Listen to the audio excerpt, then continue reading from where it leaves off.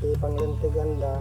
Ako si Santiago Colomna, 82 taong gulang, nakatira sa Lalo, Cagayan. 14 na taong gulang lamang si Tatang Agon nang dumating ang giyera at naging alila siya ng mga Hapon. Ang mga gumubot kang kumatagsapat. Pinahinto kaming mag-aral, pinatigil kami ng maestra kasi dumating na daw ang Hapon.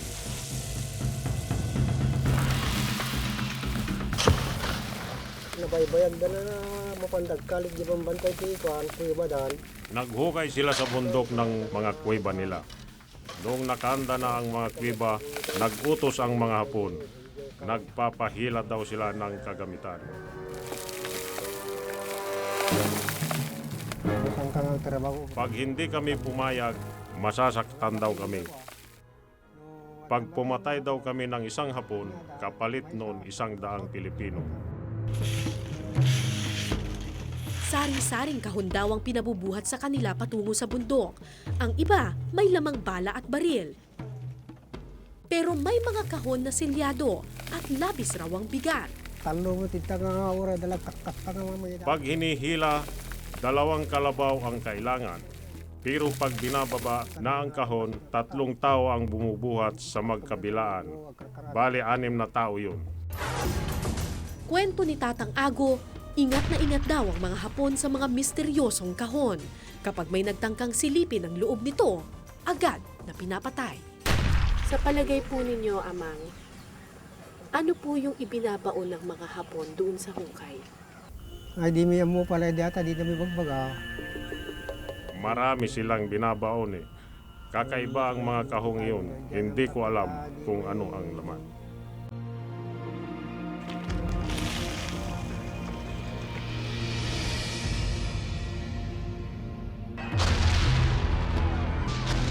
Nang matapos ang gera noong 1945, agad nang kumalat ang kwento-kwento ukol sa mga ibinaong kahon ng mga Hapon. May mga nagsabing ginto raw ang laman ng mga ito. Mula noon, kabi-kabila na ang treasure hunting sa bayan ng Lalo sa Cagayan.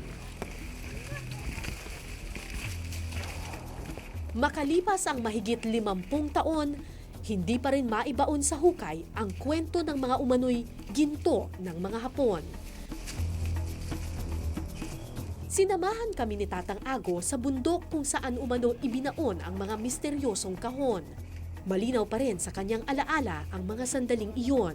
Isang ginto na natin ay Oo, nilungog. 6 na buwan nilang hinukay ang tunnel na ito. Pero imbis na ginto, mga gas mask ang kanilang natagpuan.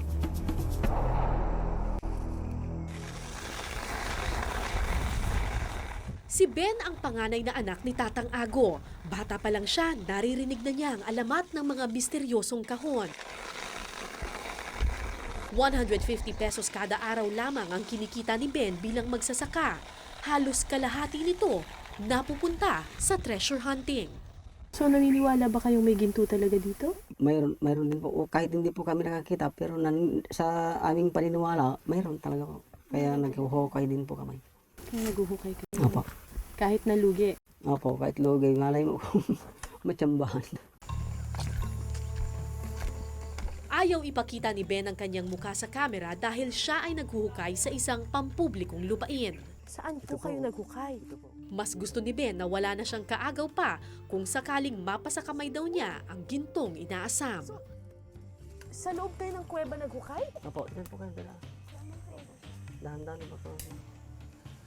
Noong taong 2000, ilang mga Amerikano raw ang bumisita at tulad ng mga magsasaka, naghukay rin daw sila. So, alin po dyan yung hinukay ng mga Amerikano? Ito po. Sarado po ito noon. Ah, itong buong to sarado dati. Kaso lang may mapa po sila. May mapa sila, tapos Tapos dito, pumunta sila dito. Tinanong doon sa may-ari nito. Pumunta yung may-ari dito, tinuro. kuweba pa talaga yan ng Hapon? Hindi ba natural na kuweba lang yan? Hindi po yan. Talagang pag nabutasan niya, binutasan ng hapon niya. Ang nagtrabaho, Pilipino. Okay tayo doon.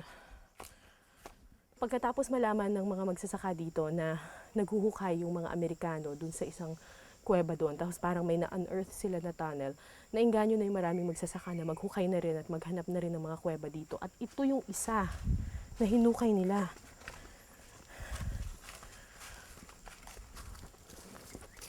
Ay, ang lalim.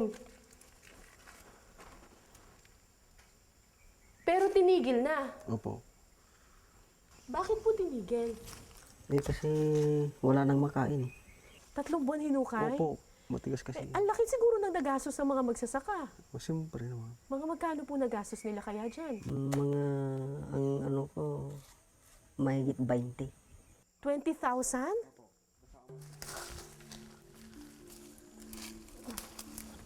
Isang higanting puno ng balete ang piping saksi sa hukay ng mga magsasaka. Bumalik sa aking alaala ang mga dokumentaryong nagawa ko noon ukol sa treasure hunting. Ang mga Japanese treasure maps kasi, pirming may punong nakaguhit. Malaki yan, kaso tinanaburan naman. Sa gitna ng mga ugat, may butas akong naaninag. Parang may kwarto sa loob. Pero hindi mo lang natin masyado makita kasi tinubuan na ng ugat ng puno. Tabi-tabi po. Masikip lang kasi natabunan na ng mga ugat ng balete tree. Pero pag sinilip mo dun sa loob, maluwag siya eh. Nilamon na ng ugat ang madilim na lagusan. Animoy sadyang isinara ng kalikasan.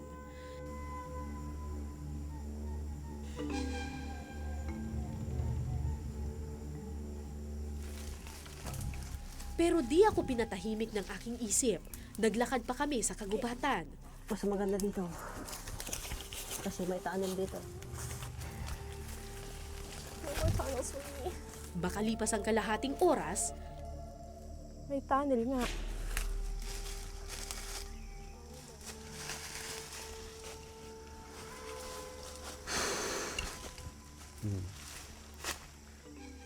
Wow. Lamig, no?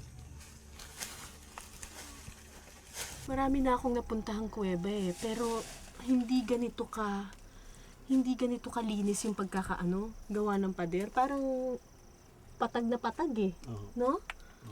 Tapos sukat na sukat sa tao. Malawak pa siya dun sa loob. nagdalawang isip akong pasukin ang madilim na lagusan. Saan kaya ito patutungo? Ay, ang lalim pa.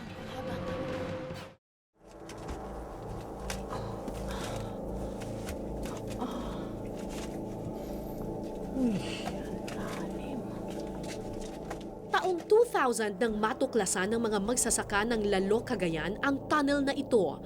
Sa unang tingin, tila isang madilim na kuweba lang ang aming pinasok. May mga paniki.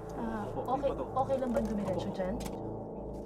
Pero habang lumalalim kami sa butas, lumalawak ng lumalawak ang tunnel. So kung kanina nakayuko talaga tayo, halos nakasquat ngayon dito, pagdating dito nakakatayo na ako. Matangkad ako, 5'5" ako eh. So, palaki ng palaki yung butas. Saan kaya to tayo dadali nito?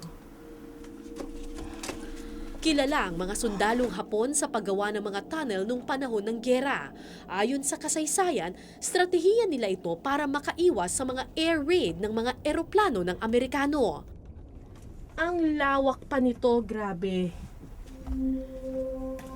Ang layo pa. Iisipin mo may kalsada dito eh.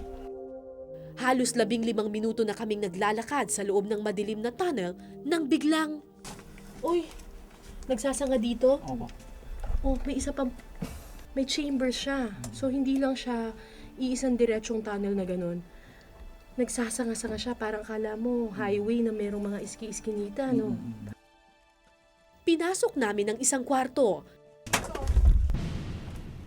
Pero may iba na palang nagbabantay dito. Huliin ko yung yung sawa. Ano? Sawa.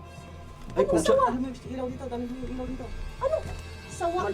Oh my God, may ahas! Ilawan nyo kasi. Oh no. Okay. So, isa lang ang ibig sabihin nito, may ahas doon. Lalabas na tayo, mali yung napuntahan nating chamber.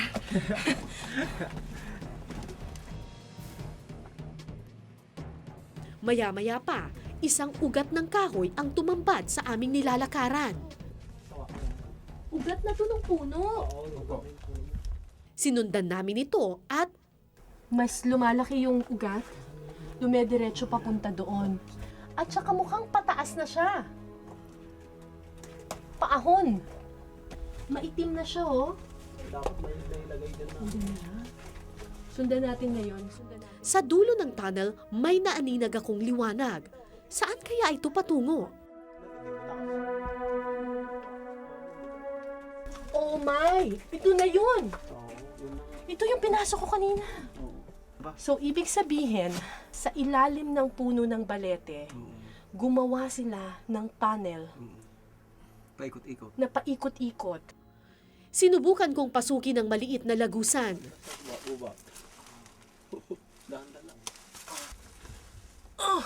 Oh my God, ito na yung exit. Ito na yung labasan ng kuweba. Halos lamunin ako sa laki ng mga ugat. Kung di ako nagkakamali, ito rin ang higanteng puno ng balete na nakita ko kanina. Sige, subukan natin itong kagatin. I'm very sure na kung inakyat ko to, lalabas ako sa... Ayan na nga, lalabas nga ako dun sa puno ng balete.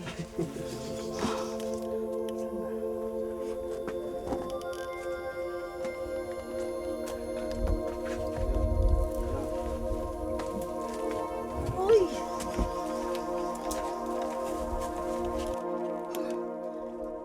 Bakit ito ginawa ng mga Hapon? Simpleng taguan nga lang ba ito nung panahon ng digmaan? O may mas malalim pang sikretong nakabaon?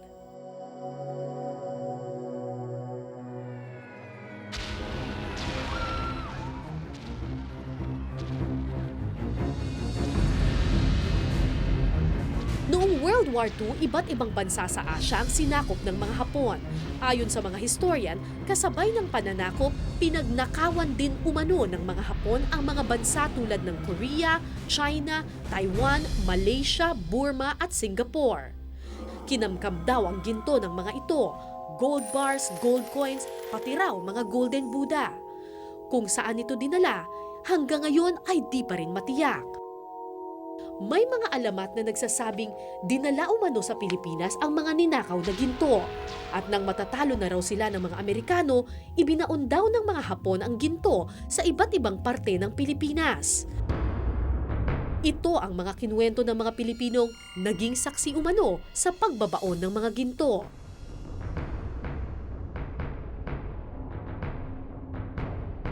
Si General Tomoyuki Yamashita ang huling general na namuno sa Japanese Imperial Army sa Pilipinas.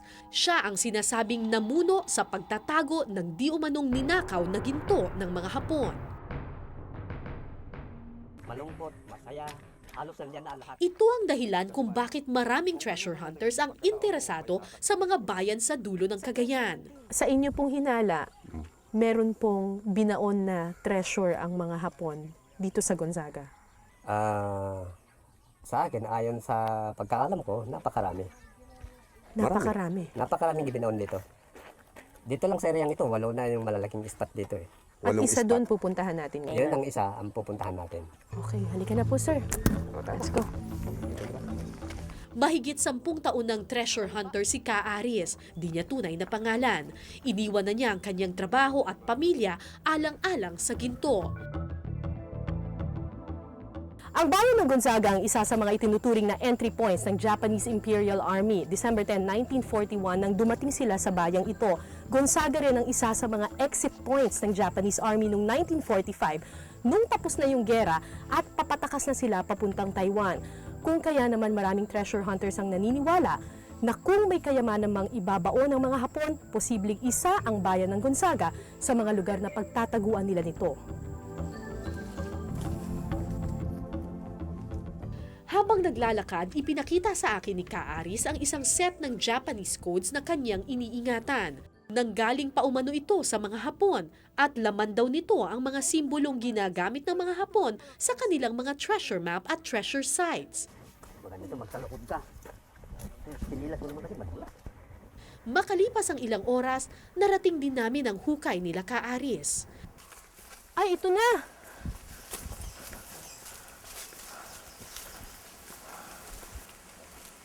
Wow! Paano niyo po nalaman na dito maghuhukay? Ayon sa ano yan base sa mapa. Kasi itong ilog. May ilog daw, Oh, may ilog. tapos Yung, yung natumbang naro na may nara dyan na naka, may puno na malaki. Oo, nanara yun. Oo. Ayun yung tawag puno na yan. Na, Ay, ayun! Ayun yung puno! 3 hukay ang nakita ko sa lugar. Ang nasa ilalim ng puno ng nara, isang maliit na balon na puno ng tubig, at isang malalim na abandonadong hukay. Ito yung unang butas na hinukay ng grupo. May kasama pa raw silang American treasure hunter noon. 55 feet ang lalim ng hukay na ito. Pero pagkatapos daw ng 6 na buwan na paghukay, tumigil din sila matapos raw mamatay ang isa sa kanilang mga kasamahan dahil sa hukay na ito. Sa kwento ni Kaaris, may mga misteryosong bote umano silang natuklasan sa gitna ng kanilang paghuhukay. Nung matamaan yung ano na yun, sumingaw siya. May sumingaw? Oo, sumingaw na kuhuni yun Gumano yun. Eksaktong na amoy niya yung yung cyanide. Parang gas. Yung gas na yun.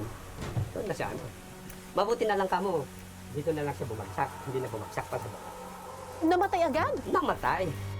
Animoy eksena sa pelikula. May poison gas nga ba talaga noong mga panahong iyon?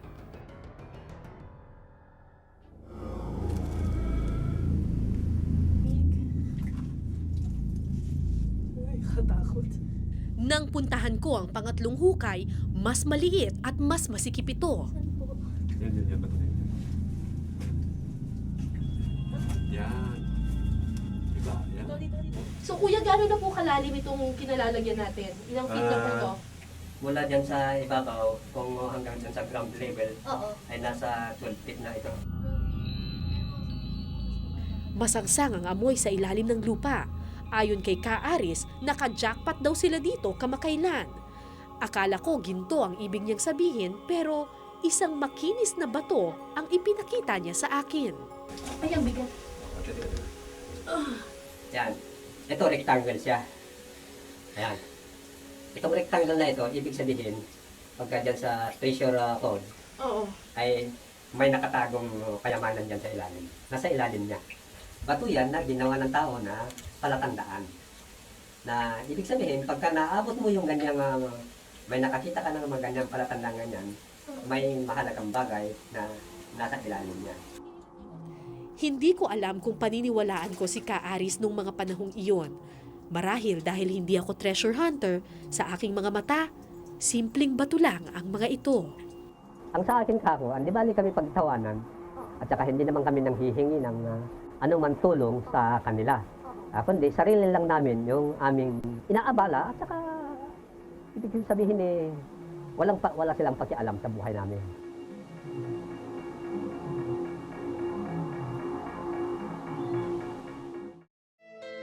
Nang minsang tanungin si dating Pangulong Ferdinand Marcos ukol sa mga aligasyon ng hidden wealth, pabirong sinabi ng dating Pangulo na natagpuan na raw niya kasi ang ginto ni Yamashita. Pabiro itong sinabi, pero sineryoso ng maraming treasure hunters. Sa panahon ni Marcos, muling nabuhay ang alamat ng yaman ni Yamashita. Nandyan ang Golden Buddha na nahanap umano ni Rogelio Rojas sa Baguio at ang paghuhukay sa Fort Santiago. At kung dati sa mga bundok lang naghahanap ng nakabaong yaman, ngayon pati loob ng bahay, bakuran at balon, hinuhukay na rin nila. Ano po itong balon na ito? Bakit po significant po ito? Yan to kasi existing na nung before pa ng Japanese Oo. So, itong nasa ibabaw, yan, sulat niyang nung nag-ayos na Japanese nito. Oo. And then, ang nakasulat, pinabasa ko sa ang sabi is, parang yung ng batalyon, parang gano'n Ito is a significant mark na ibig sabihin, ang hinala namin, they buried something here. Dahil sa mga Japanese marking sa balon, hinukay ni na Kapitan Miwa ang katabi nitong lupa.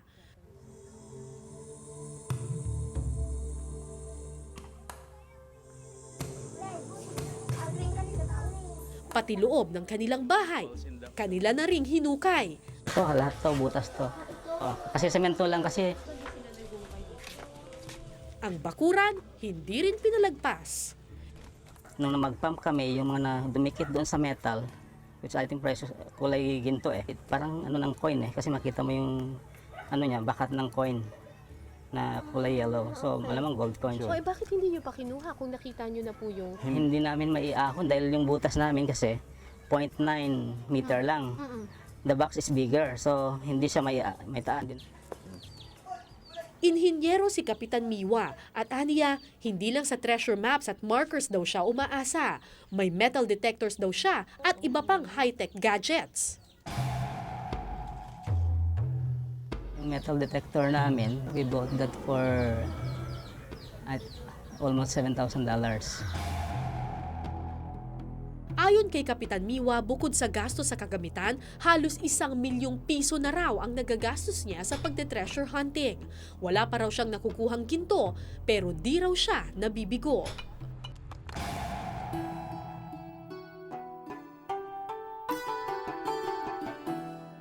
Mahigit 6 na dekada na ang alamat ng ginto ni Yamashita. Pero hanggang ngayon, sa gitna ng modernong panahon, buhay na buhay pa rin ito at umabot na pati sa internet. Sa isang website, isang Japanese treasure map ang binibenta. Ang halaga, $100 to $1,000 US. Itong may-ari nito, itong mapa na ito, matagal na pala nilang ipinaghahanap ng pinanser.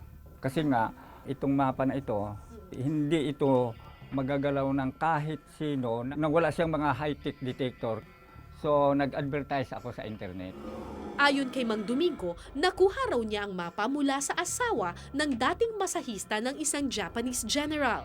Sa Tanay Rizal daw matatagpuan ang ginto at ang mapang ito raw ang magtuturo ng eksakto nitong kinalalagyan. Hiniram ko ang mapa at pinagmasdan. Tila pamilyar sa akin ang itsura ng mapa.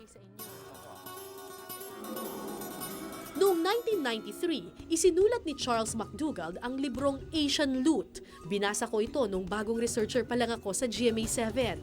Sa loob ng libro, may mga treasure maps na nakalitrato. At isa dito, kamukhang-kamuka ng binibentang mapa ni Mang Domingo. Parehang-pareha talaga. Ito na rin talaga yon. Ngayon, ang hindi nga lang natin alam, paano siya napunta rito. Siguro, napunta yan doon sa yung mga gumagawa ng libro, na kinopya na lang siguro.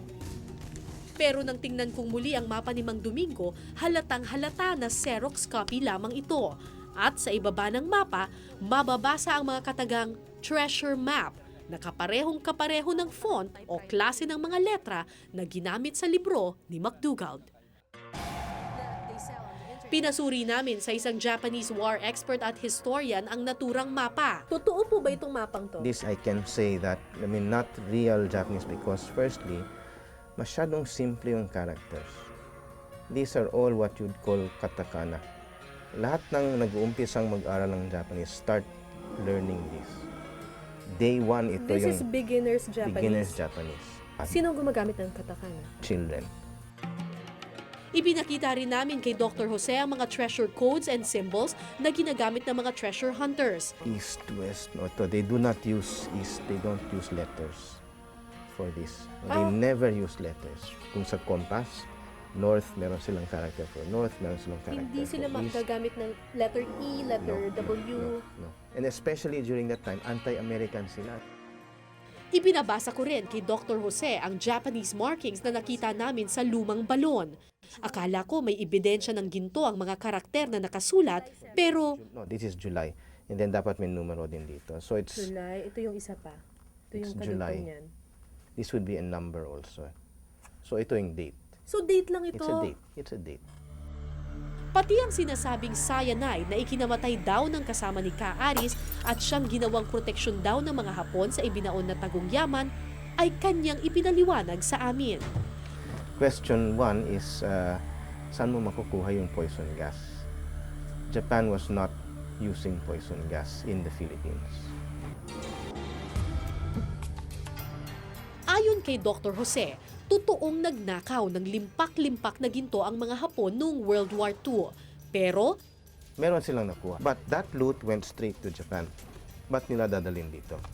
Yung Korea, very, very strategic yun. At yung Korea, colony pa nila yun. Ba't nila dadalhin dito sa Pilipinas when alam nila na yung population dito galit sa Hapon? Pero kung walang ginto sa Pilipinas, bakit tad-tad ng mga tunnel ang probinsya ng Cagayan? This is not unique sa Philippines. Ginawa nila ng mga tunnel sa South Pacific Islands. Ang sabi po ng mga treasure hunter, dahil daw doon din nilalagay ang treasure. I wouldn't say that. Kasi lahat ng battlefield areas ng Hapon, especially 1944-45, may tunnels. If you have the headquarters right there, ba't mo ilalagay yung treasure mo?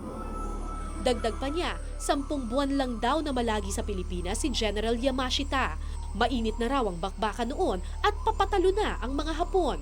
Wala na raw panahon si Yamashita para maglibot at magbaon pa ng ginto. Totoo po ba o hindi ang Yamashita treasure? Personally, I think hindi totoo. Firstly, because hindi talaga si Yamashita. Wala siyang dala dito. And then, binobomba na yung Manila at that time. So, isang eroplano lang yung dinala niya dito, na yung mga kasangkapan lang niya. Pero ilang ulit mang batikusin ng mga eksperto ang alamat ng ginto, tila sarado na ang isip ng mga treasure hunters ukol dito. Kasi sila, akala nila yung treasure is parang ano lang, imagination lang eh. Pero meron kasi mga proofs kami na talagang meron. That it exists. Yes, that it exists. Pagsuko'y huwag mong gawin. Ang Diyos ay Hindi ko masisisi ang mga tulad ni Mang Ben na umasa sa alamat ng ginto ni Yamashita. Kung buong buhay mo nga naman nakasubsob sa pagbubungkal ng lupa, isang kahig, isang tuka, madaling maniwala sa panaginip na may kayamanan sa lupang iyong hinuhukay. Yung mga Pilipino kasi gusto parang isang sandali lang mayaman ka na. Kaya kung ganito, kung talagang mahirap ang karamihan ng tao dito sa Pilipinas, hindi mamamatay yung mga kwentong ganun.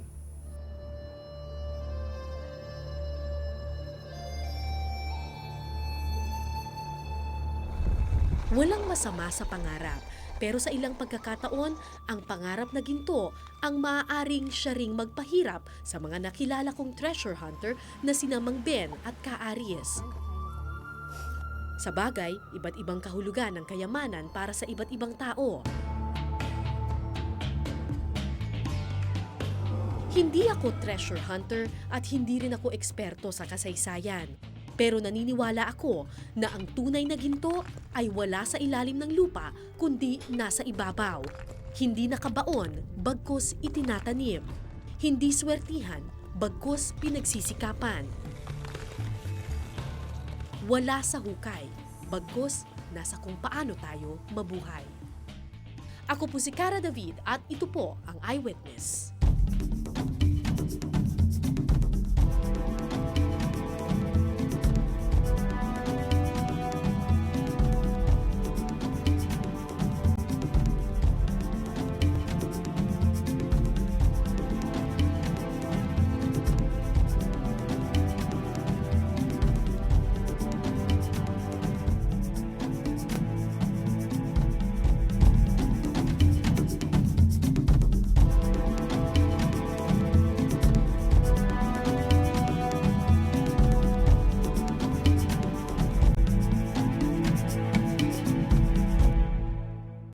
Maraming salamat sa pagtutok ninyo sa Eyewitness mga kapuso. Anong masasabi ninyo sa dokumentaryong ito?